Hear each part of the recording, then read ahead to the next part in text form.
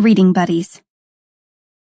In a school library across town, a third-grade boy is reading his favorite book to a dog named Theo.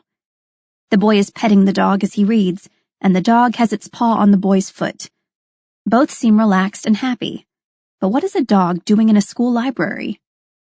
Theo, a 5-year-old border collie, is one of more than 2,300 dogs around the country that have been trained to listen to people read aloud. He is part of a program that began in Utah in 1999. Through this program, teams of dogs and their handlers were sent out to schools and libraries to serve as reading companions for kids who were having trouble reading. Since then, similar reading programs have popped up in every region of the United States. They have helped thousands of kids improve not only their reading skills, but also their attitudes about reading. There are many reasons kids can have trouble reading. Some have learning disabilities. Some think it's boring. Some are new to English. Others just haven't found a book they like. Whatever the cause, struggling readers have one thing in common. They lack confidence. Learning to read is often less about reading skills than it is about confidence. To a struggling reader, an animal listener can produce less anxiety than a human listener. Dogs are the ideal reading companions. They aren't in a hurry, so you can read at your own pace. They won't stop you when you've pronounced something wrong. They won't laugh at you or make you feel self-conscious. When you read to a dog, you are not as likely to feel judged. You get a chance to focus on the book you're reading rather than your performance.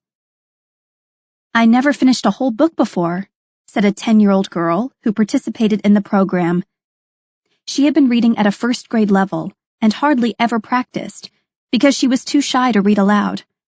But after a few weeks of reading to a dog companion, she finished the book. She was proud of herself for having overcome such a major hurdle. Reading is like any other skill. The more you practice, the better you get. But it's hard to find someone who has the time to sit down and listen. Readers can also feel nervous about making mistakes. "But if you're practicing with a dog," said one reading specialist, "you don't mind making the mistake. In fact, you'll probably correct it." More and more libraries and schools are using dogs to help kids improve their reading skills and confidence level. Sometimes when people read to dogs, it's the dogs that benefit.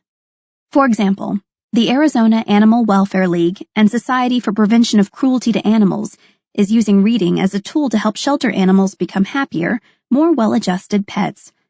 Program volunteers spend time reading to dogs and cats who are waiting to be adopted. Reading calms the animals down and makes them more comfortable around people. Through the experience of reading, humans and animals are helping each other develop the skills they need to take on life's challenges, whatever those challenges happen to be.